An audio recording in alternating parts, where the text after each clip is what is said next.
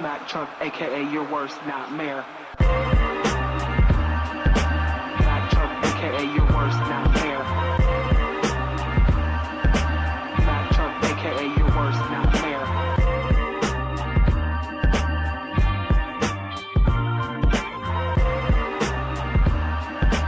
Mac Truck, Mac Truck, Mac Truck, Mac Truck.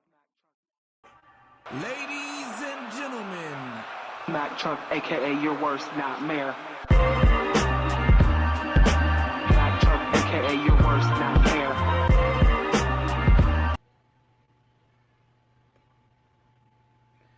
Good.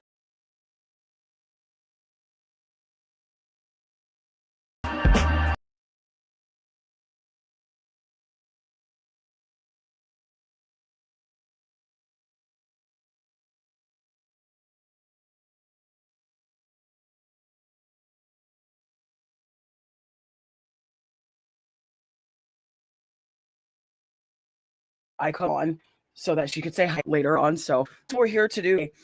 Got a little bit to talk about, a lot of time. Hey, MK, welcome in. Thank you for joining me here on the Metro Podcast, Mac Truck in the Morning-ish. We're here talking sports today, getting everything set up. Like I said, if you missed us, we took a day off, all of the things. Took some time to hang out with my family before kids get back in school, before we get back in school, all of the things. I appreciate you guys joining us here. Got a short docket, but lots of details. If you're joining here on the TikTok stream, go ahead, like the screen, tap the daily heart means all the things, share it out. If you're over here in the StreamYard stream, like I said, we're still running to two screens for the moment. Hopefully can try to figure out some way I can get everything onto one screen. So we're here though. We're talking sports. Go ahead and tap the screen if you guys don't mind for me. I'm going to get everything to go here. It's a Friday. Listen, we've made it to the end of the week. Okay. We've made it to the end of the week. We're here. It's Friday. Got a lot to talk about. Going to cover the WNBA and the recap from last night. Also going to talk about some NFL preseason games in its entirety from last night as well. Then going to have a conversation about this newly discovered eligibility in college athletics for the NCAA.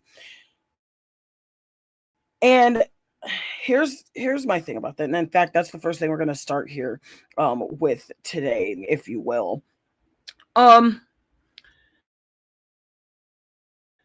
It's just this entire thing is interesting to me as far as why they just decided to come out and really I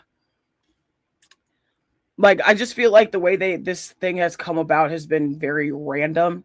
It's been very just out of the blue, kind of all of a sudden, in a way. And I don't quite understand why or where this is coming from. So I'm interested. So we're gonna have a conversation about that. Gonna have a conversation about a lot of other things, like I said, including but not limited to college football, college athletics, WNBA, and the NFL. But listen, this is brought to you by the Under, as well as you guys, the listeners, the viewers, the spectators. I appreciate you guys for joining us here today. So listen, I said we're going to get into it. Going to have a conversation about the college eligibility, I guess, new rule or stipulation. I don't necessarily know what to call it. I suppose is the better way I'm kind of going with this. But so if you're joining us, thank you. Like I said, I appreciate it. Boss man, welcome in. Thank you for joining. My dear friend, Mr. Executive for the Underknown Network. That man is a busy individual. Make sure you give love and shout. I appreciate you guys for joining me. Nader Gator, welcome in. Let's get the conversation started. Y'all go ahead and drop your daily, share it out, all the things. We're on a Friday. Set. Took yesterday was nice. I now know it's like to start to be like these shows out here, and I really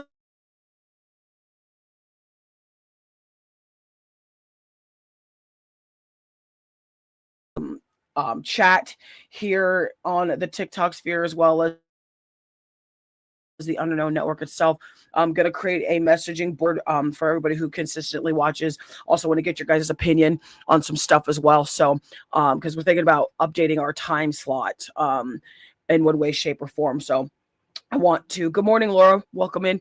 I want to get everybody's input because this isn't just like my show. Like, while it is my show, like I have listeners and fans and, friends that watch the show and listen to it. So I want to make sure that everybody in some way, shape, or form gets a chance to put their input in as far as making, helping make the decision on what time they'd like to see the show. On the map, welcome in. Listen, for all things underknown artists, sports, and pop culture, make sure you're following On the Map. You can find obviously here on the Underknown Network as well as the TikTok stream as well. Listen, you're only going to find out everything on the map, but you have to be tuned in. You have to watch, you have to link up, you have to tap the screen, all the things.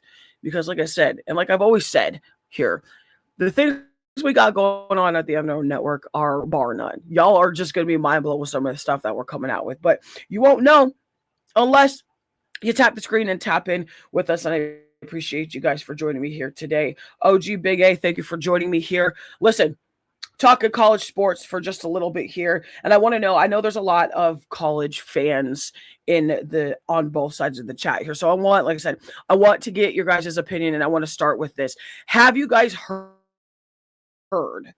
of the 5th year eligibility rule? Shout out to the network. Everybody go follow the network right now. Alfonso, I do agree that Notre Dame is a little bit too high. I also think Alabama is rather low. I think this is the lowest preseason ranking they've had in about 6 or 7 seasons, if I remember correctly.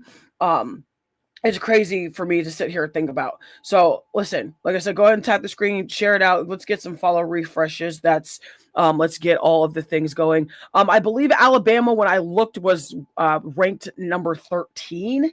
I believe, in that middle third of the top 25 preseason polls. Nine, good morning, welcome in. So here's the deal. So, like I said, let's talk about something big in conversations in terms of college football and its eligibility. Now, I would assume that this is going to flow over somehow into other college athletics, but it seems like it has been just primarily football based in terms of this, which I feel like would make very little sense in its entirety. So we are going to talk about it here. We're going to talk about it, and I have my opinions. I guess I have more questions than opinions in its entirety. So, like I said, there is now a 5th year of eligibility when it comes to college football. Now, obviously, when we think about normal college football, we think 4 years, 4 seasons, and then you're going to go pro, transferring or moving. So the other thing is it's not the 4 years that we know now is completely different from the 4 years that we're used to. Like, most of the time we're just used to people getting a straight 4 years unless they get hurt, get redshirted, enter the transfer portal, all the things. Now you have, as a college football player, like I said, I think this flows into some of the other college athletics. But in terms of just this right now, talking about 5th year eligibility for college football. So here is the skinny, here's the meat and bones of it.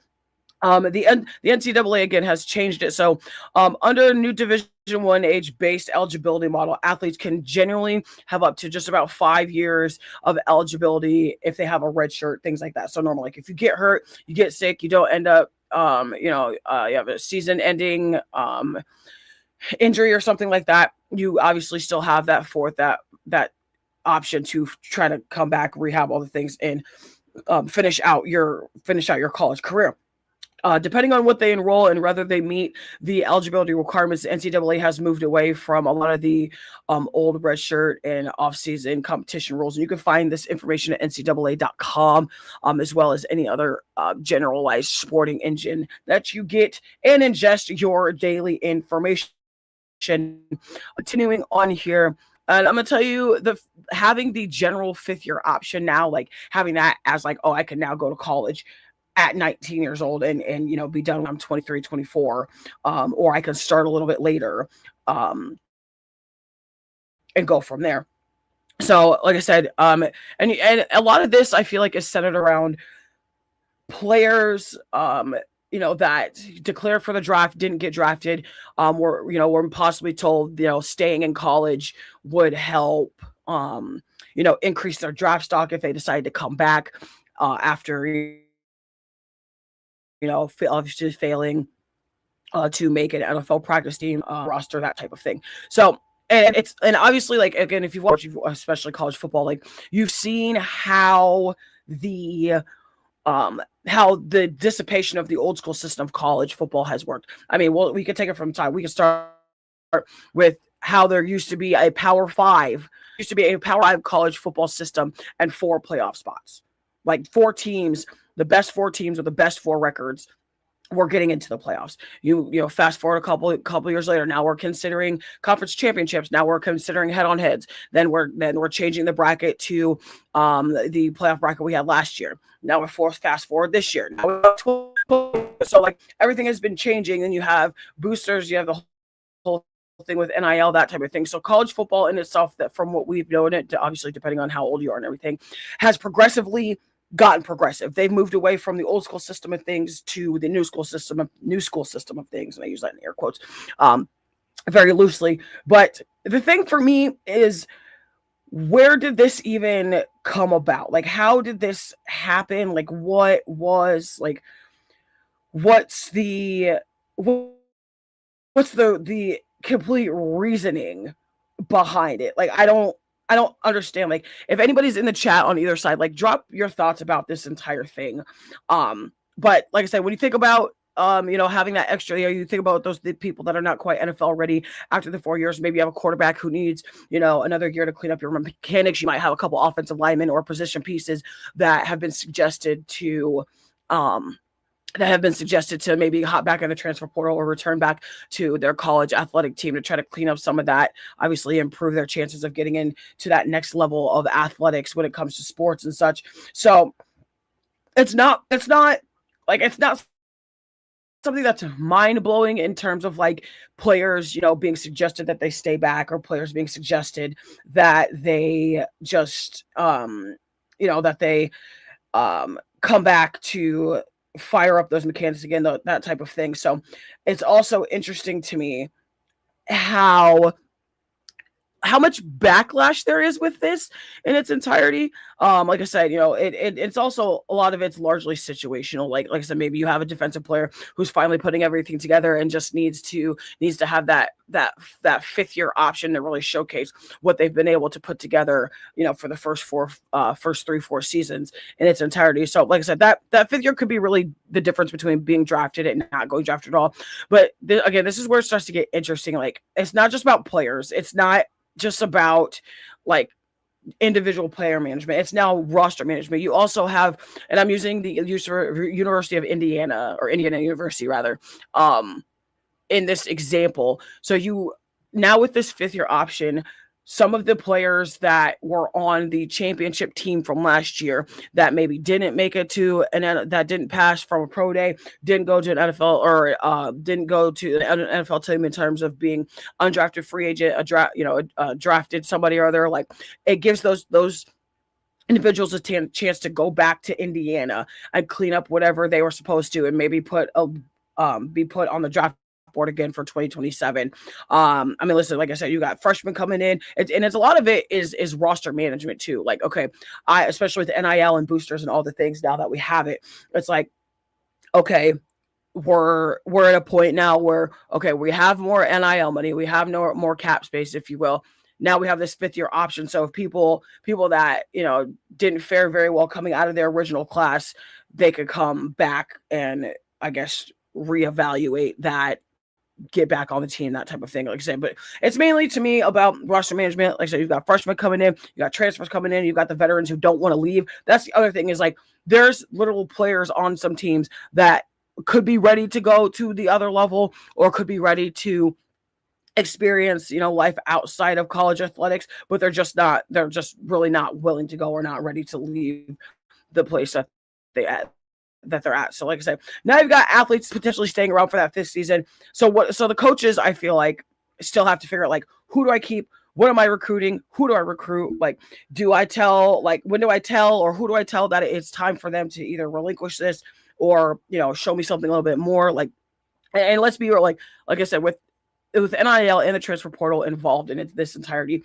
it just isn't really a football conversation anymore. It's more or less like building power teams and seeing if you can make a 180 flip to go back to where you were, type of thing. So for me, it's just, I'm interested in all the opportunities. And along with this 5th-year opportunity, this also could mean another year of NIL opportunities for that person, another year of development, another year, obviously maybe to finish that degree. Because let's be honest, like, if you're going to college and you're playing in a D1 level, while you do have to keep a certain grade point average, a lot of players don't necessarily finish out their degrees.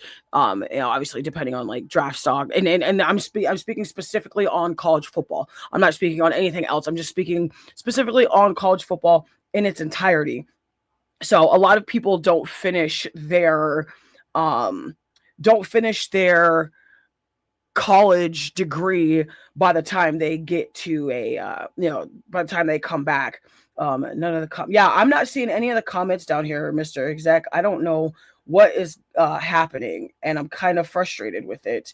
And I just see the normal ones on both sides, but I saw that one. But anything that you've typed previously, I have not seen. So I don't know if it's a glitch in my studio phone or if I need to update it or anything. But you could also drop it in my phone or on the Under No Network side of comments, because I could still see things over there. Either way, sometimes we have technical difficulties with technology, and that's how we do it here. But the show must go on. So until we can figure it out, we're still talking NIL and the 5th-year college eligibility in the NCAA here on Mac Truck in the Morning-ish, Mac Truck podcast live, if you will, 12:50 p.m. here, Eastern Standard Time on Friday, August 21st. The fact that it's the 21st of August is insane to me. I need y'all to understand that although 2026, I feel like, has kind of drug on and kind of gone slow, the fact that it's the 21st day in August, and which means we're over halfway through the year, is crazy to me. Either way, like I said, for some players, it means getting that extra year of NIL, another year of development, another year again getting that degree, another year of getting that opportunity to put yourself out there to go to the next level.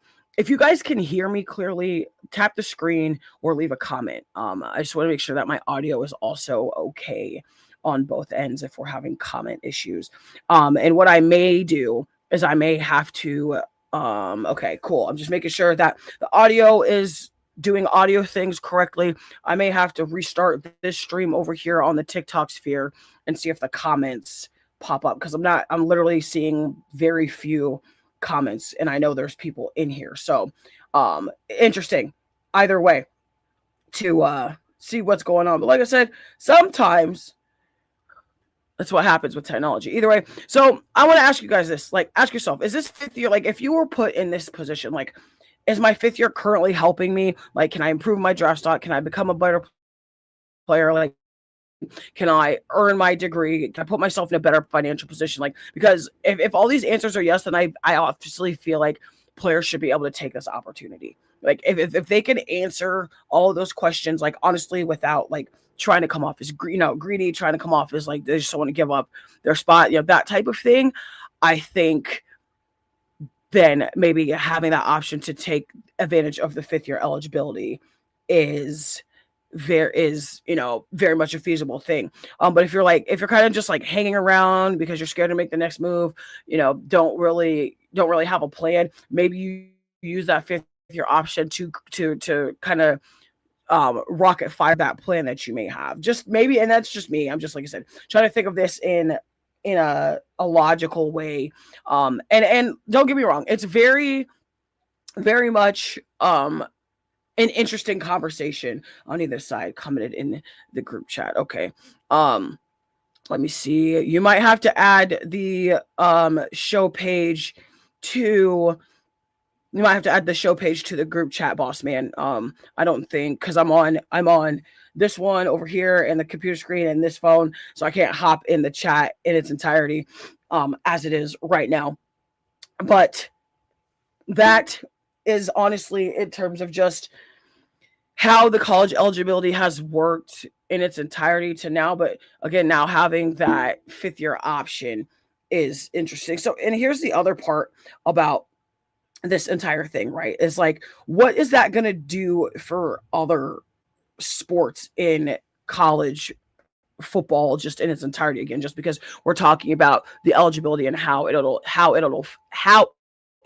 will affect college athletics and football across the board. Jeez, listen, it's Friday and words are hard to come by. Apparently, and that's fine. Either way, listen, it's a different conversation if you can't. If you can't answer those previous questions as an athlete, like in its entirety, like fullest, all of the things. So the other part of this is we've got athletes from 2022 high school class fighting for an extra additional year because they landed in a weird spot, obviously, with it being in the middle of the COVID era, the eligibility extensions and the NCAA 5-year model. Courts have already stepped in on behalf of some of those student athletes, have created more uncertainty for coaches and athletic departments trying to finalize their rosters. You can find that information at Reuters.com as well. Thank you guys for joining me. I see all the taps and stuff on both sides. I appreciate it. I know there's some glitches on this side, so if you're writing comments and I can't see them, I'm sorry. I literally cannot see. I'm getting like every other comment. If you're over here on this side, not quite a lot of comments yet, but y'all know I can bounce back and forth. So if there's a comment here, I'm just now seeing it. Either way, so I don't think the fifth year option for college is as easy on surface level as people think. Easy to have a fifth year, but it's not just like it's not like an arbitrary fifth year. I feel like the NCAA is just trying to compensate for lack of better terms. They're trying to compensate for those people in between the COVID era that feel like they got cheated out of. And I can see both sides. I can see being a student athlete, like, okay, like I graduated a class of 21 or 22 and my 4 years is now, but I was still in the middle of the COVID era eligibility model in itself. And I didn't exactly get started right away with my college career or, building the best of it because of people, classes in front of me, all the things. So I completely understand where that's coming from and where it's going. I said it's not, it sounds simple on the surface, but it's not. Like, it's eligibility, roster management, NIL, player development, then it's the NFL draft, obviously, most importantly, like being able to find that lane to start your career if your athletic career doesn't pan out the way you want it. So like I said, I'm curious to know what you guys think about this. Like, should players who have competed 4 years automatically get that fifth year if they allow it? Or should coaches still have a final say whether the player has a spot?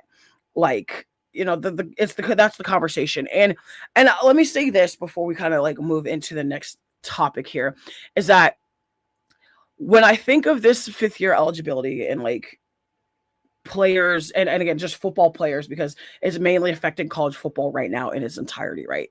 And again, if you guys are here, I appreciate you for joining me, all of the things. Hello Anthony, welcome in. I have not seen the group chat yet. Give me just a second, boss man.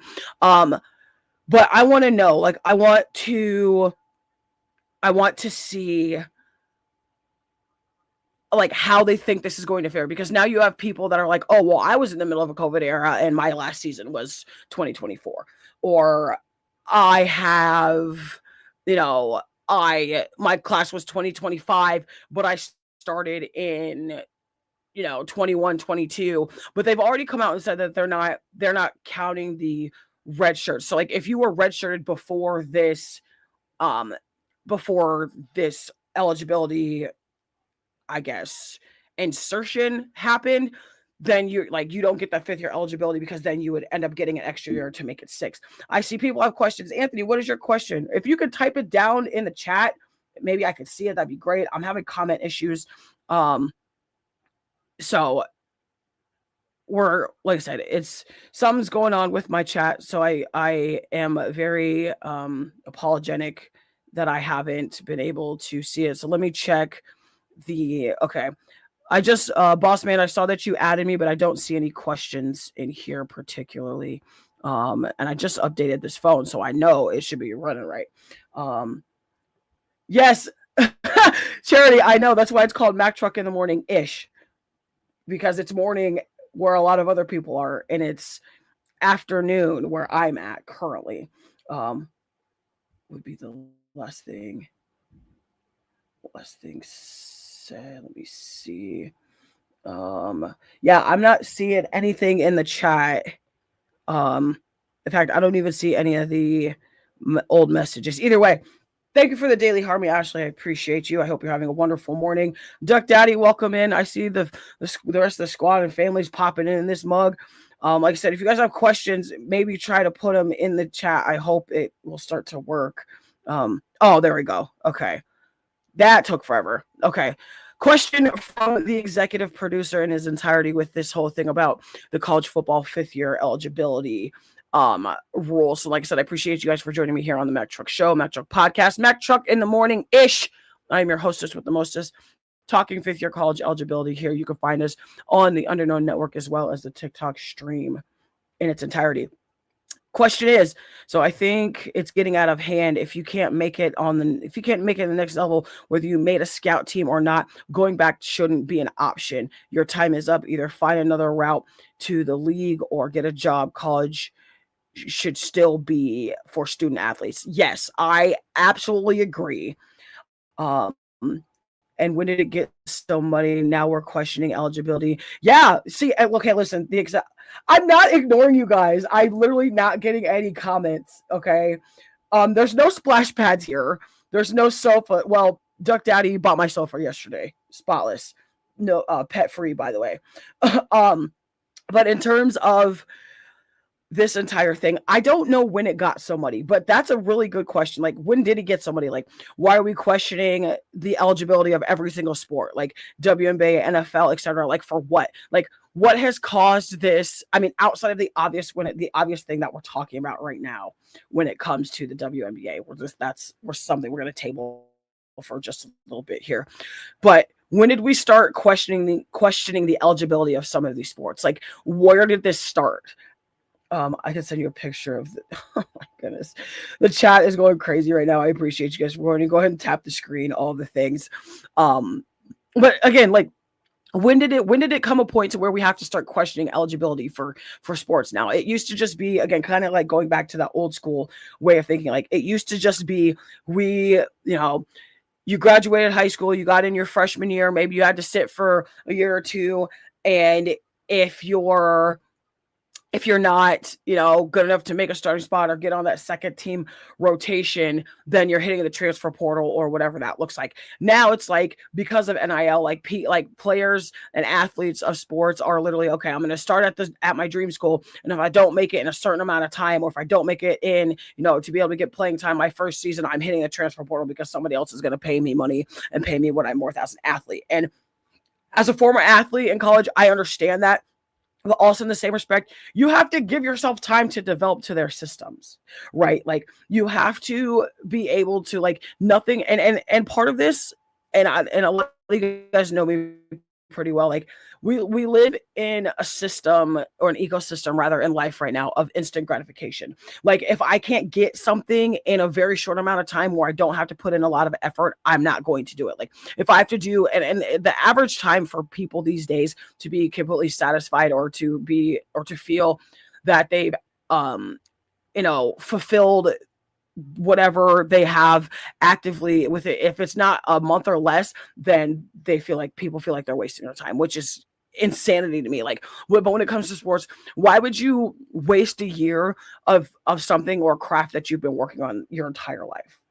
Like, that somebody make that make sense to me. I don't understand it. Like, and maybe I'm overthinking it, but I feel like if I were putting my lifetime full of, like, time and effort and passion into my craft, like, I don't feel like I would necessarily just do a one and done and move to another school or one and done, unless I'm obviously good enough or I've done enough to be one and done and move into, the next phase of life in terms of like going to the league, going to a big company, that type of thing. So it's very interesting to me.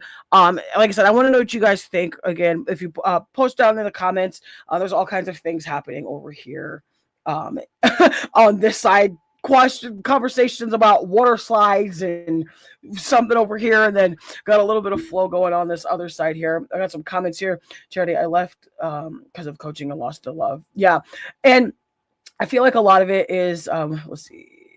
It comes down to the coaches too. So many athletes coming forward, how they were. Yeah, and a lot of it is crazy. Overseas players coming to play in the U.S. are pro leagues at 16 for women's. Yes, so in some, and that's more of like a WNBA question, but it's still a good question. A lot of female pro athletes, depending on what like pro league they're in. So like up until the WNBA was able to start profiting enough to pay their players, a lot of the WNBA players had to go overseas to make up what they couldn't make during the normal WNBA season. And I can try. I'm having green screen issues too, but send it to me and I'll try to save it. And get it up on the screen for you, or at least get it in there for next time. But yeah, a lot of pro women's basketball players, at least from the U.S., has gone overseas to, play over there and get more money over there rather than being able to play professional basketball in the United States. And I feel like with the CBA, that's where that's gone, is now that most WNBA players can stay domestic stateside if they need to. But most international play for professional sports, I believe, is 15 and up. I'm not positive though. Try sending it to both, Ant, and see if I can get it on either side here. Either way, we're moving on. Like I said, got a couple things on the docket, a little bit of details for you, if you will, here on the Mac Truck in the Morning-ish show, just about 1:05 Eastern Standard Time. Before we move on to the next subject, that is the NFL preseason, he said both are pure gold. Listen, I love this for all of us. Also, huge shout out to the boss man, the executive director, producer of the Underdog Network, Mr. Evan Thunder Bradfield, for hooking me up and letting me know that I can put my own show out there. I didn't know that I could do that. So I'll be able to get the audio version of this back out and running. And I'm excited because, like I said, y'all know me, I'm a little slow. You got to tell me things like 2 or 3 times. So I appreciate it. Either way, got to give a shout out to the network all the time. Without the network, we don't have this space. We don't have the ability to do the things that we're doing.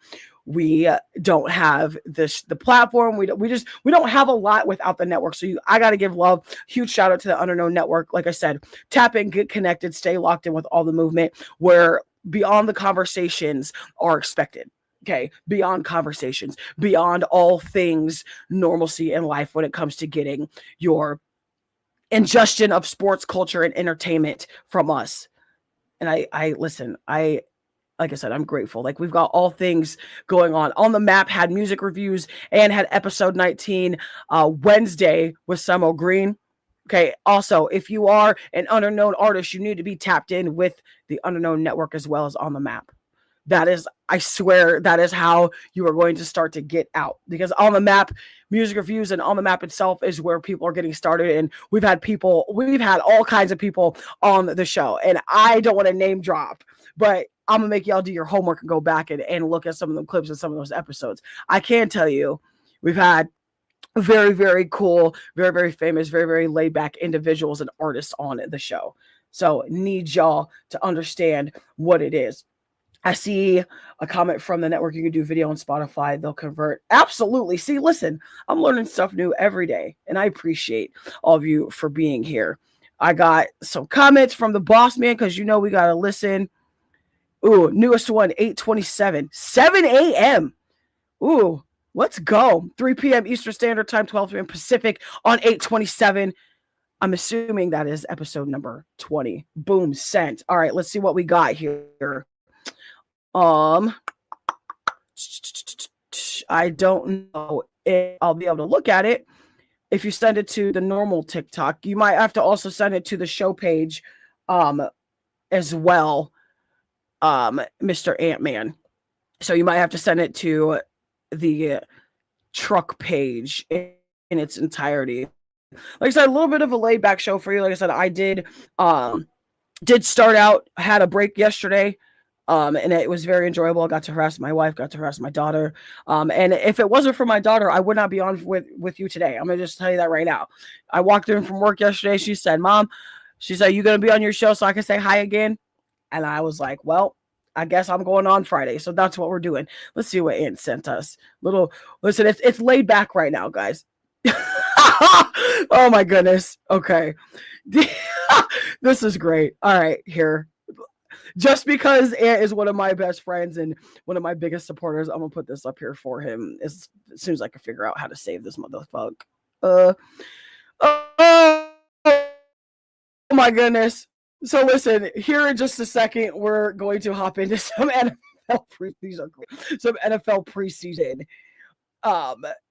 stats and game flow here on the Mack Truck podcast, Mack Truck in the morning ish, if you will. Again, presented to you by the Unknown Network. Listen, football season here, guys. We've had it for about a week or more.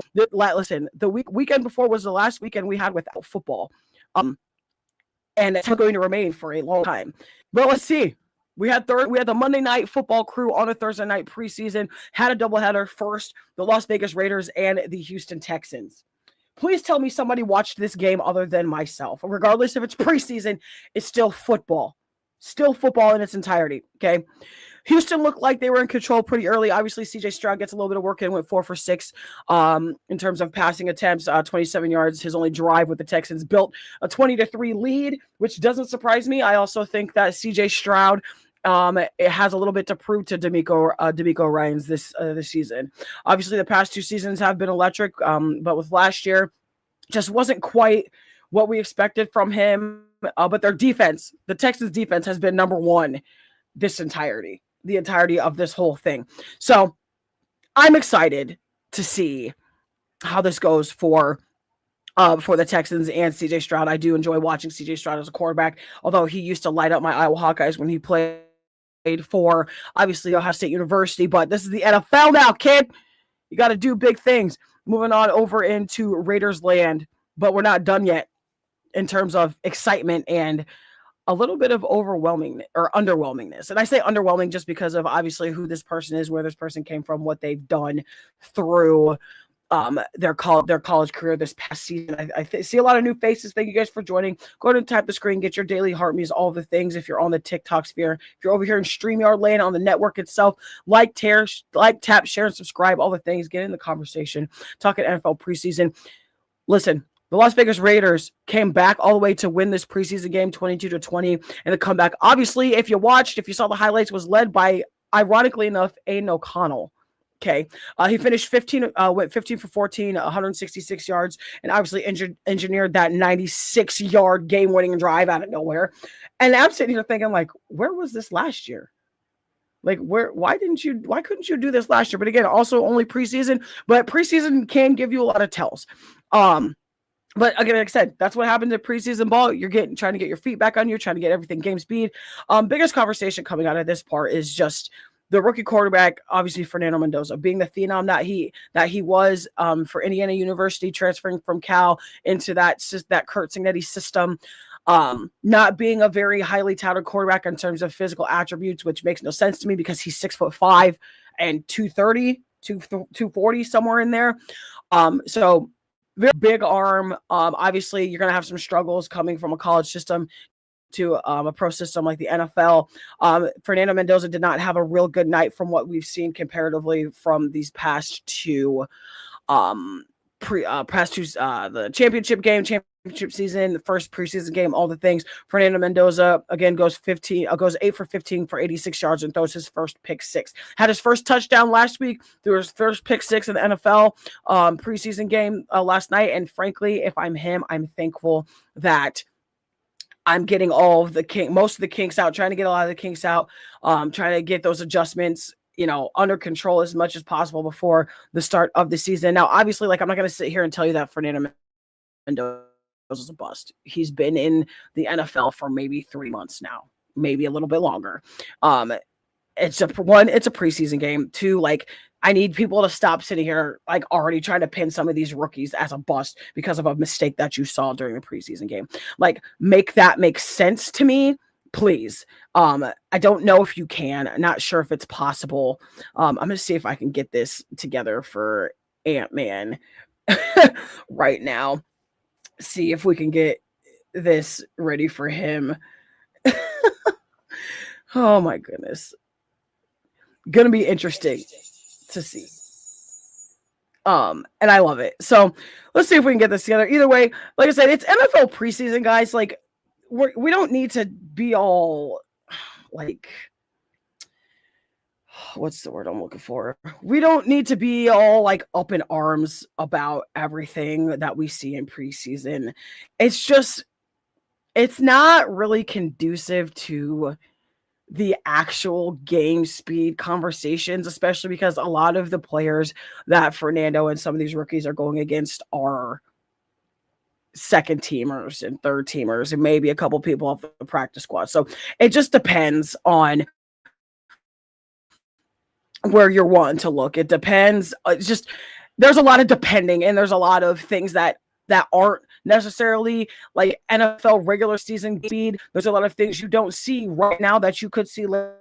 There's a lot of things you see later that you couldn't see now. It's a lot of maneuvering parts. It's a lot of just things happening, people happening, just people trying to make adjustments, athletes trying to make adjustments, all of the things. So like I said, if I see some comments, I will try to reply to them on either side. I appreciate you for joining me here. MacTruck Podcast, still going over some NFL preseason situations here in terms of the Vegas Raiders and the Houston Texans. Number two thing for the Raiders in terms of a quarterback situation, like right now, obviously in its entirety, Kirk Cousins still stands at that number one quarterback position spot for the Raiders. I think right now it's got to be, just based on what we've seen, obviously it's got to be Kirk Cousins, Fernando Mendoza, then Aiden O'Connell. And depending on how Aiden O'Connell does, maybe he can work himself back into that second or that QB2 spot. But I also don't think you put a lot of hype behind Brando to not make him the second string quarterback and to not make him, potentially get those NFL regular season game time reps at first string, type of thing. He's kind of in a situation like Shador, except Shador has been there for a year, took over all the things, and the Browns is something that we'll get to like next week because I have so much to say on just everything about them and what they're doing from a spectator's point of view. It's very interesting. Either way, number three on this list, how much depth does San Francisco have in this entire thing too, in terms of their issues, and I bring up San Francisco because they're in a similar spot in terms of not so much quarterbacks, but in terms of what pieces are going to be ready. Like, people didn't quite get the fact that, like, you lost George Kittle last year. You have Brandon Ayuk, but he's obviously nowhere to be found. Like, doesn't want to be with the franchise. Christian McCaffrey still having time. This Nick Bosa still coming off of the injury. Like, a lot of things happening around all of the entirety for this. So here's the other thing I want to kind of highlight with the NFL preseason is, like, the NFL preseason is literally that. It is prior to the regular season of football. I don't know if people really understand that in its entirety. It's just preseason football is meant to have mistakes made. It's meant for those types of things. And for some reason, and I'm sorry, I can't seem to figure out how to get my green screen to work on here so I can put that picture up for you. Either way, the NFL preseason and really any preseason of athletics is meant to see what the team has, see the types of pieces, see where they need to work on before the regular season, like that type of thing. It's just, it's interesting to see people kind of like ride all of their high hopes on the preseason, but it's also the only thing you can really hold on to until regular season starts. So like it's kind of a catch-22, if you will. It's kind of it's a win-win and a lose-lose at the same time. Like you're winning because you're getting to watch football, you're getting to see the pieces that your team potentially could use in the regular season, but the preseason games don't necessarily go towards your regular season stats. Like if it's like I said, so catch-22. It's very just up and down and all around in terms of what you're looking to do with the preseason. I see the chat is bussing over here. Duck Daddy's in here. Both Melissas are in here. Mom, hi, Mom. Hi, I saw you pop in. I know I saw you pop in here. I appreciate you guys for being here. Go ahead and tap the screen, like it up, share it out, get all your dailies, and let's continue to have this conversation on sports and athletics here on Mack Truck in the Morning-ish, the Mack Truck Podcast live, presented to you again by the Underknown Network, as well as the TikTok stream, and you, the listeners of yours. Like I said, I appreciate you guys for joining me here today. Make sure you're tapping in with the network. Make sure you're tapping with all the shows. Find out what that do bigs. The Mack Truck Pod, recognized game that comes back on the 23rd. I can't wait. Obviously, on the map music views as well, and FLG Game Flow with J-Mac. So, last thing on the docket here, okay? WNBA. We're here. The WNBA is here. The Indiana Fever did not fare so well last night, and that's okay. Why? Because nobody can have it's seemingly enough, it's very hard to keep a perfect record, an unblemished record in the WNBA or any professional sporting entity, might I add. And I want to preface my comments by saying again, and I hate the fact that I have to keep coming on here and like reiterating this, but some people just don't seem to understand that. As a Caitlin Clark fan, I have zero problems criticizing her. In fact, I'm about to rip into her in just a minute, for the record, because I'm trying to figure out what the hell happened last night, and I'm gonna just keep it real.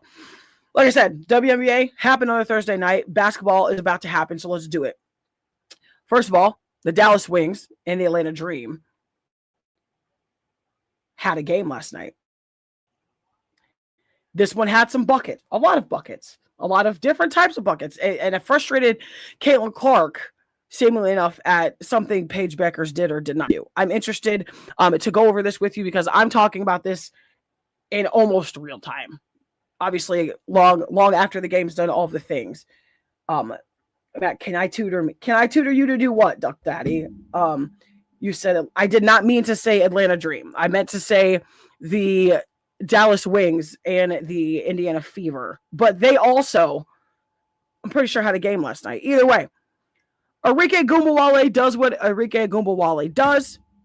Okay, drops a 32-piece, and also with Jessica Shepard having a big night for Dallas as well. Dallas comes away with this one. They're now 2-1 in the series versus the Indiana Fever, 91-85 in victory. Obviously, like I said, Arike Gumbawale doing Arike things.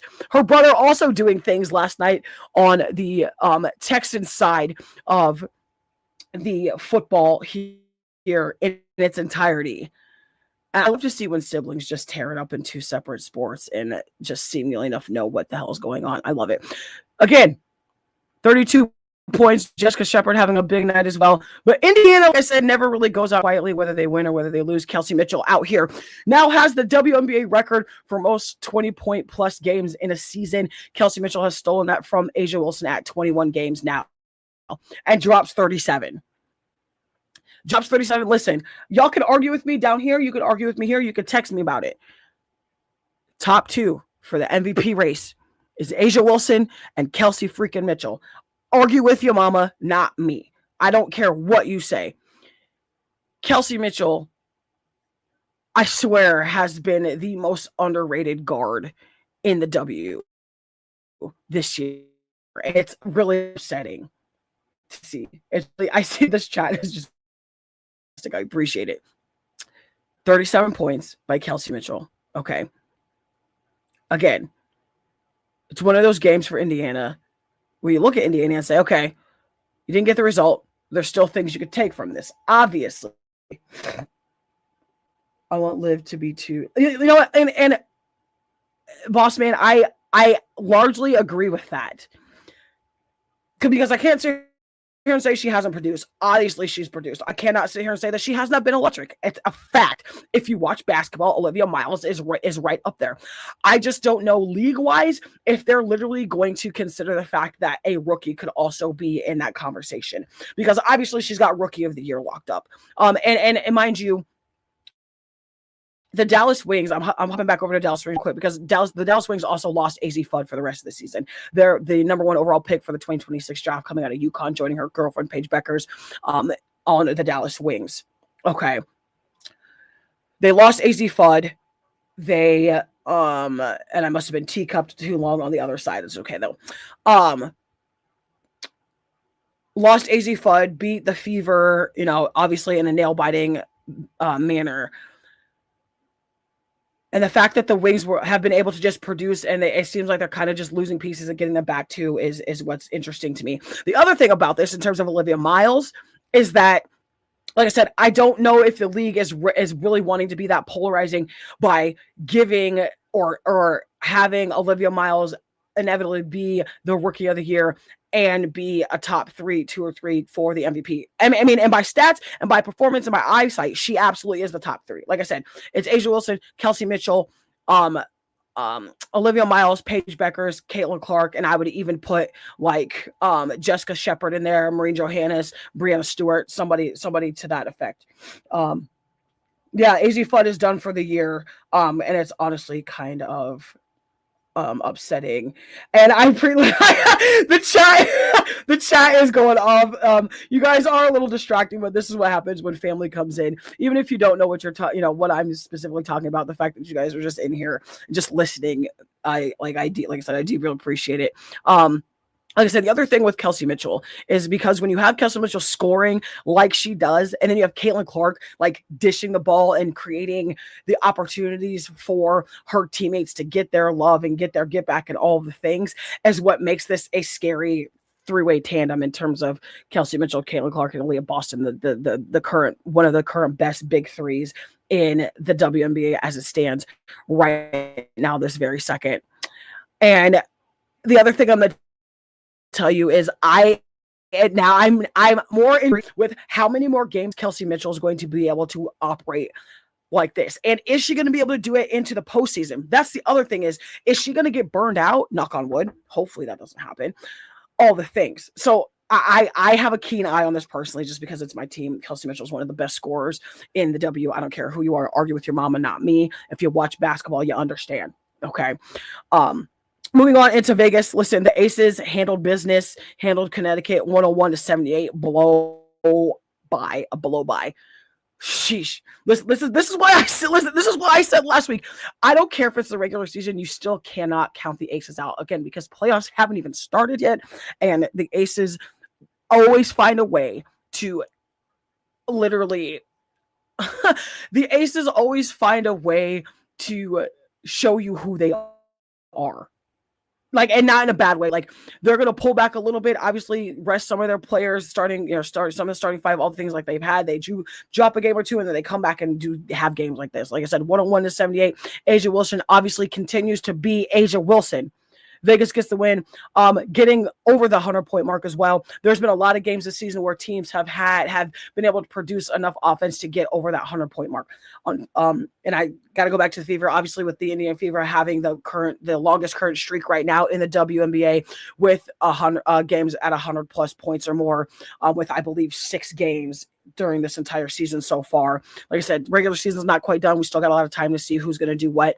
The LA Sparks did get eliminated this week as well from playoff contention, which kind of sucks. But when you have everything happening in that regard as well, pieces just start falling, injuries, all the things.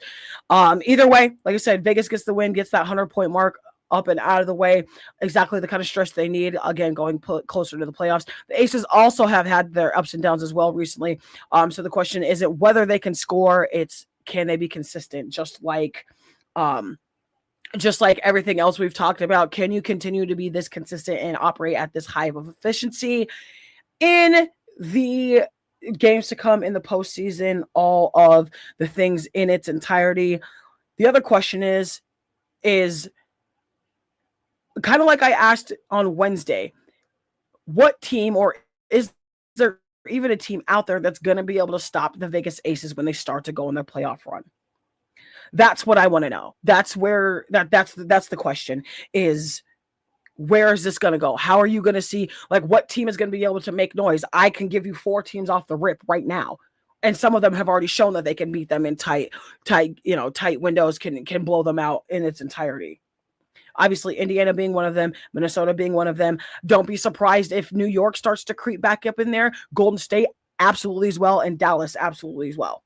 So it's honestly the top 5 or 6, the other top 10 teams, top 8 teams in that WNBA playoff outlook that I think can really threaten the Vegas Aces in its entirety. Now we're moving on into Atlanta and Los Angeles. Like I said, LA lost. LA did get eliminated from playoff contention after Atlanta put marks 124 to 88. 124 to 88 is crazy. I mean, a 101 to 78 is also nuts in its entirety as well. Listen, Ryan Howard in the Atlanta Dream. And I, for the longest time, was very, very just neutral on Ryan Howard until I saw some of the dog come out of her. Like, they were the gameplay at the beginning of the season. I don't quite remember what it was. But she dropped almost a 40 piece on whoever this team was. Like I said, it was at the beginning of the season, so I can't quite remember off the top of my head. But Ryan Howard, Alicia Gray, Brianna Jones, Jordan Canada, Angel Reese, Tahina Powell, everybody down there in Atlanta is just out here for blood. And that's possible. I absolutely love it. I love it. Naya, thank you for joining us. And thank you for joining me here. Presented to you by the Unnetwork, talking some WNBA basketball here. Ryan Howard drops 36 points, or drops 20 points between the 124 and the 88. Okay, 26 points. Had an incredible shot percentage. Okay, Atlanta shot 63.9%, so 64% from the field. And from there, went 61.5% towards the second half. Like, who's like, what do y'all feed these folk down here in Atlanta?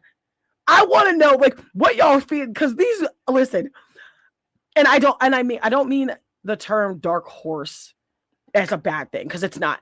Atlanta Dream is sneaky good. Like, the Atlanta Dream, I swear, is going to come back and just start roasting folks or taking people into overtime, like they did like they have with Indiana playing time, like they have with Chicago. Like Atlanta, excuse me, is one of those teams you have to watch out for. It's honestly annoying as hell, but in the best way possible. Like, I love what the Atlanta Dream has been able to do since moving around and shifting pieces. And obviously adding Angel Reese as that rebounding threat down underneath the basket is a lot of the difference, because they had Brianna Jones last season, but she couldn't produce enough just because she was coming off an injury, like all the things. Then you still had Brittany Griner, obviously doing what Brittany Griner does. You don't have Brittany Griner anymore. You add an Angel Reese, who seemingly enough is a younger, equally as tall and a little bit stronger physically built from the legs down than Brittany Griner. It's nuts to me. Either way, and you can find this information at silverscreenandroll.com as well as at WNBA.com in its entirety as well. Like I said, they're just not winning basketball. It's taking control of the game itself from the opening tip. For LA, this one hurts obviously even more. Officially eliminated from the playoff contention after last night's loss to the Atlanta Dream, rather. On the other side of this, kind of like we talked about a couple of days ago, Nneka Ogwumike has announced that this is her last season. At the end of 2026, she is officially retiring from basketball. Her and I are about the same age, and it kind of sucks to watch because it makes me feel old if she's retiring, and she's only a year older than I am, and I don't know how to feel about it. I'm kind of perplexed about it. It's okay, though. I'm not old. I swear. Either way, we're talking about an 11-time All-Star, former WNBA MVP, WNBA champion.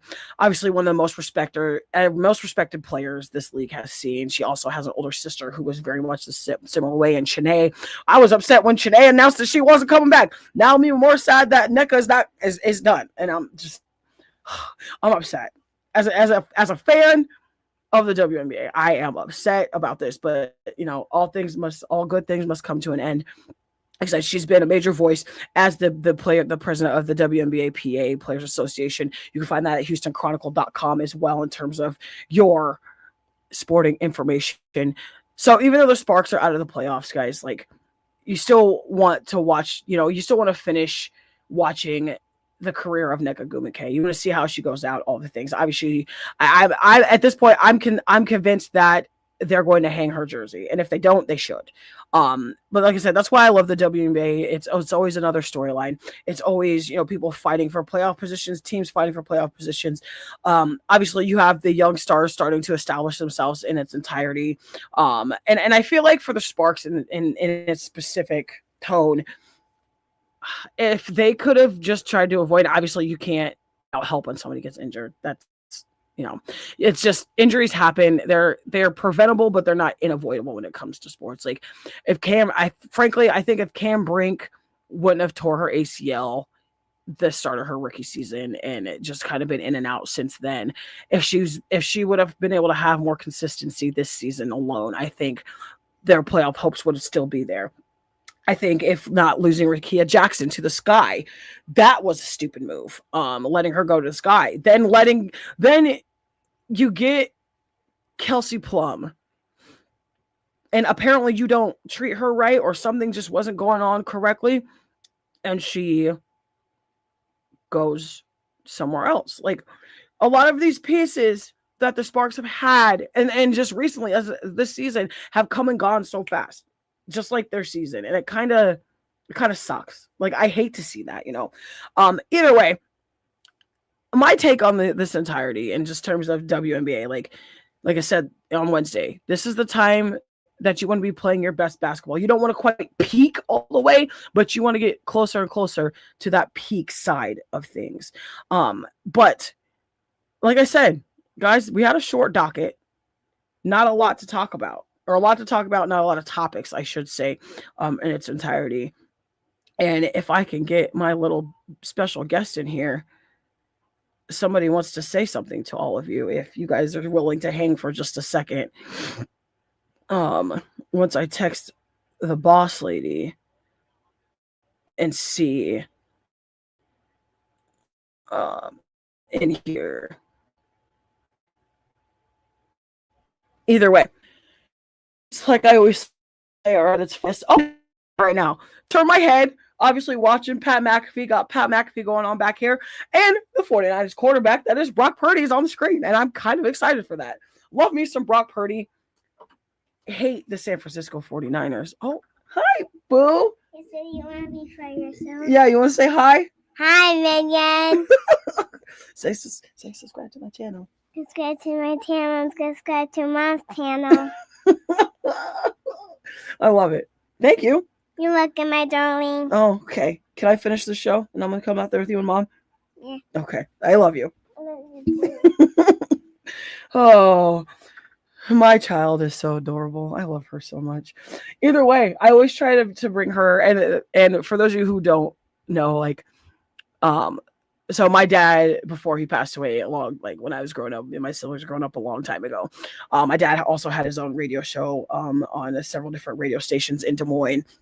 And he used to have us come on the show and talk for a little bit on one of his segments and just say hi to the folks. And I kind of wanted to start passing that down with her. She's about the age I was when I was getting on my dad's show and talking. So anytime that I got her over here for our weekend or our month or whatever it is, I was trying to get her to come in because she loves to play and talk in the microphone even when it's not going, and two, just because, like I said, it's very sentimental to me to be able to have her come in and say a couple words in her squeaky child voice, and it's adorable.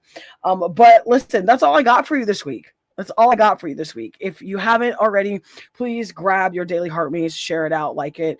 Make sure you are subscribing to the page, the Underknown Network, in its entirety. And before we go, obviously, we got to do a product drop with the founding member of the TheeMackTruckPod, the official sponsor and partner.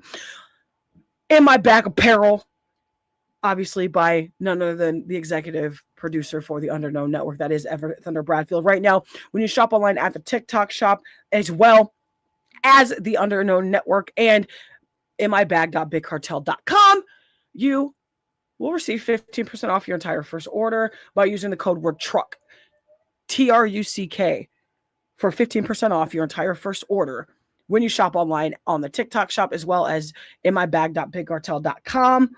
Oh, yeah, thank you for that. Listen, like I said, this show is very raw and uncut, and sometimes in the middle of a product plug, you gotta drop the news. More news coming out of In My Bag Apparel and Customs land. Underknown University drops on Monday, and Boss Man sent me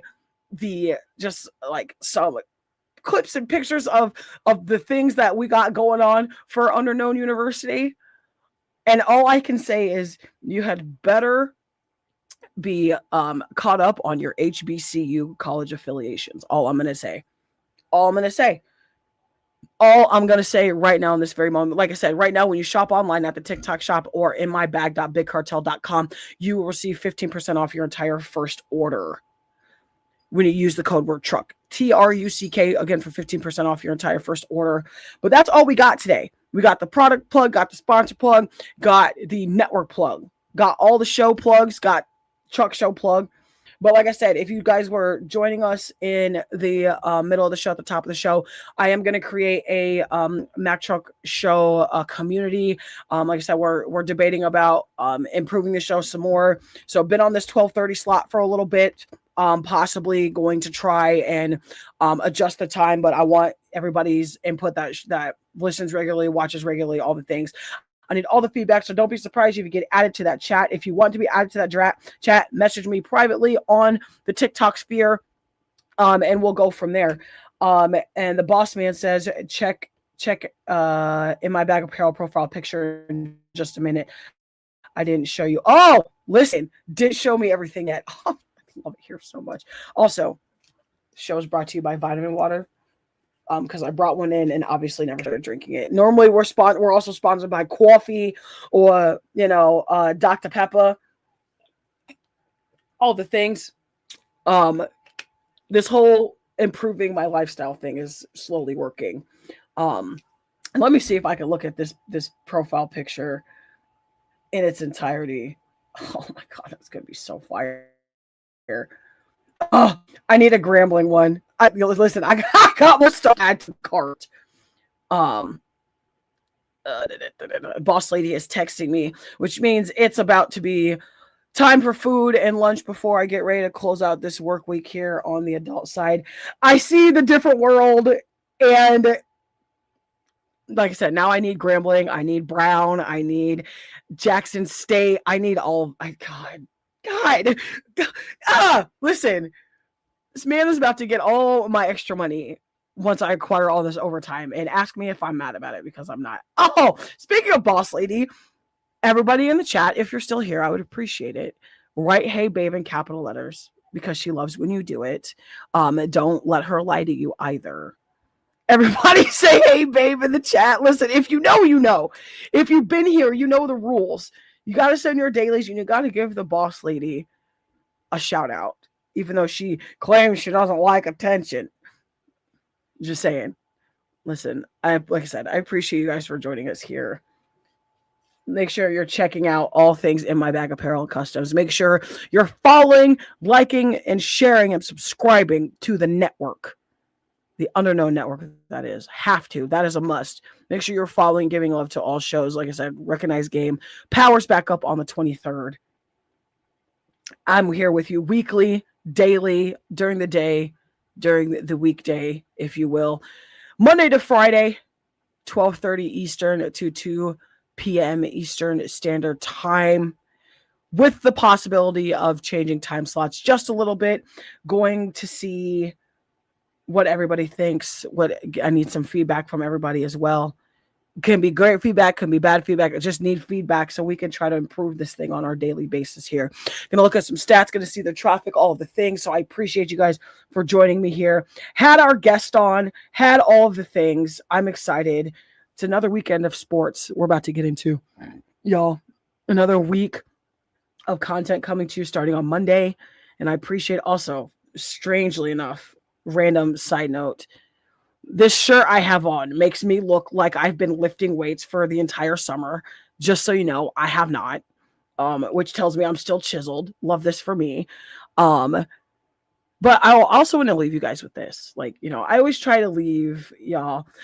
Listen, this shirt, y'all, listen, boss man. And okay, I got to say this because this kind of goes along with what I'm saying is like everybody that has supported me through this whole thing, y'all will never understand how grateful I am for you. And like just that comment made me just, re-understand that like you're always going to have people in your corner.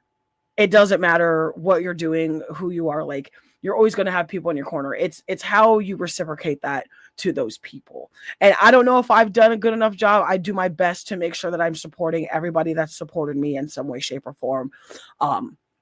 So I get a little choked up just knowing that I have a lot of great people in my corner. My wife's in my corner, my best friend Evan's been in my corner, my best friend Ant's been in my corner, Ariel's been in my corner. Like I could just sit here and list off a bunch of people. So like I said, huge shout out to you guys for supporting me.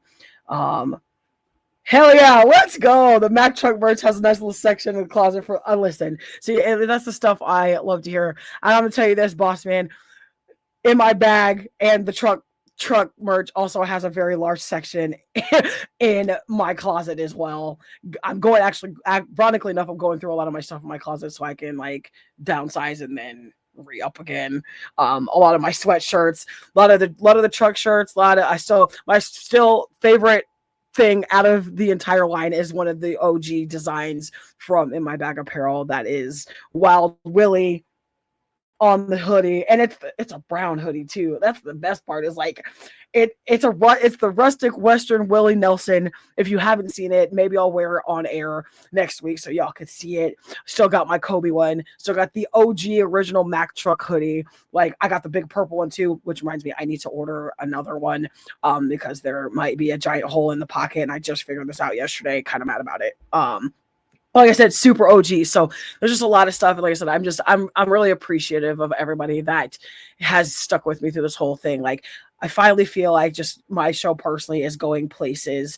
So obviously there's always something to prove on, something to work on, all the things. But like, if you have somebody out there in your life that's supporting you or that needs help being supported, send them over my way. Like I'll share anything they have. I'll, listen to anything they have, that type of thing. Because the only way that we keep this thing going is by support. Like people don't just get big overnight. It takes the small village of supporters to help propel you. And I will forever be thankful for those supporters that I have, that I've always had, that have, like I said, that were with me when I was recording episodes on my lunch break at work, when I was trying to build the consistency and build the habits, like when I was recording the episodes and putting them out on Spotify for podcasters when that was a thing. So everybody that's been in my corner, to my wife, my daughter, my best friends, long and wide and all across the country, whether we know each other personally, whether we don't, those of you that have supported me, like I said, I will always do my best to make sure I am giving all a shout out.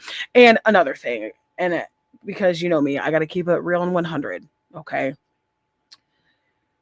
If you are one of those people that looks for support, but doesn't give it back, we can't have conversations, because you didn't get to where you are without support, and others can't get to where they are without support. Support is, and that's just, it's not just monetary support. Let me just rephrase that. Okay. What people seem to think support is these days is it has to be monetary. It's not. It's doing the free stuff. It's reposting to your stories. It's sharing it out. It's subscribing. It's listening to a little bit of a couple episodes or two, leaving feedback, leaving a review. It's getting those things out there. It's doing all the free stuff in terms of just the social media space that we're in. And here's another big supporter, like one of my newer friends just being on this platform. Big shout out to Khaleesi. She has been in here, whether she's just been able to pop in, whether she's just sharing, whether she's just, just in here to say hi, getting her dailies, all the things. Like Khaleesi is one of the biggest supporters you could find out here, and her content is fantastic. I hate that I miss a lot of her stuff because of my work schedule, but I need y'all to understand it. I know it's okay, and you're totally fine, Khaleesi. And like I said, like I'm gonna make a community chat for people in the truck family, get feedback, that type of thing. But like I said, like just as far as Khaleesi, I try to give her a huge shout out every time, because she's always commenting on everything from the network. She's always commenting on people's things from our show. Like she also has her own her own content, which is fantastic. I still can't figure out how you and FLG do these types of things that y'all do as far as like your screens, and like I need to make my stuff a lot cooler. I'm just a talk show host or aspiring. So I've got a lot of things I'm working on. I still got room to grow, but like I said, just huge shout out to everybody that's been in the corner, everybody that actually cares in some way, shape, or form. It means a lot to me. People like y'all are what keep me going as far as just staying motivated to do this type of thing. It really, I wish I could just take the gratitude that I have and just physically give it to y'all. It's just, like I said, I'm always going to be a person, and always have been a person who's in it for, self-respect and all the things.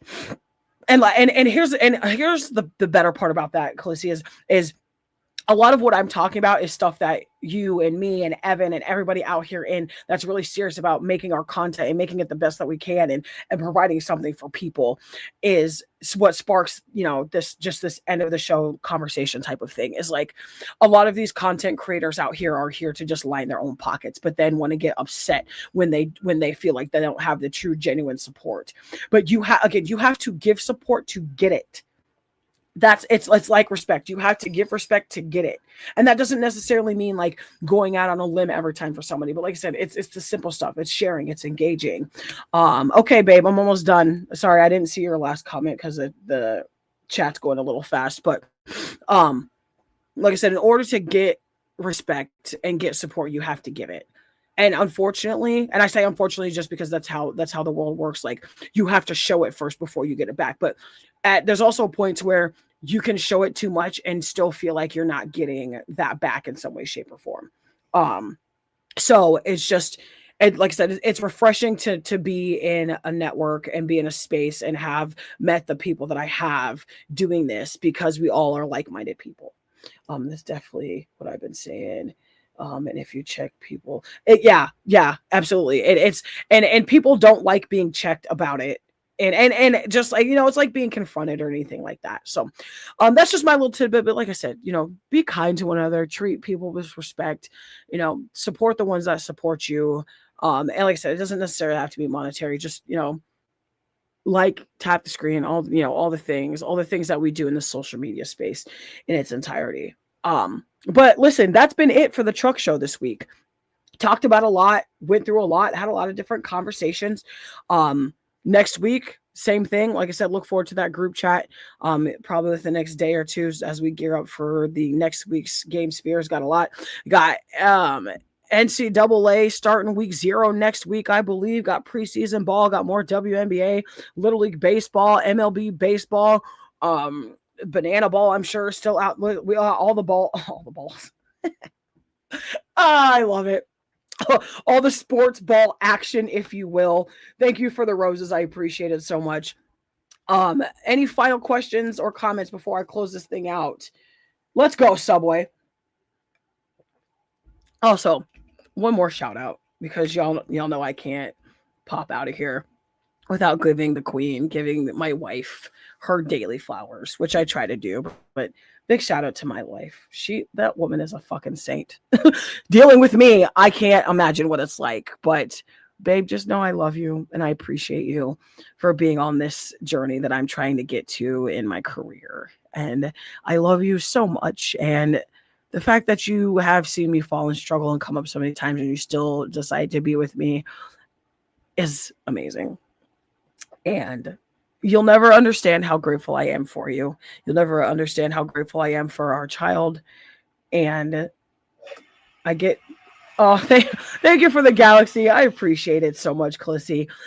Like I said, I just do my best to try to support everybody. And my wife, just on a personal level, my wife has been the most supportive individual as far as like my daily life, intimate life, my partner for life, my best fucking friend. And sometimes I'm not real great with words, but I just need you to know how amazing you are and how amazing everybody has been for me. Huge shout out to the best friends, Big Ant and Big E Money Thunder, Evan Thunder Bradfield, the executive producer for the network, and really what I feel like is the executive producer of my sporting life in its entirety as well. Big shout out to Ariel for being one of my best friends since middle school as well. But that's what I got for you guys. I appreciate it. Yeah, my wife gets me emotional and she knows it. She's great at it, and I'm not going to complain at all about it. She's one person that I have zero problems being emotional around until she starts to like pick my brain, like the therapist that she's about. I'm cool on all of that, but like being able to show emotion for your loved ones is, something that I've struggled with, but she's made it a lot easier. I can tell you that. Thanks, babe. I love you.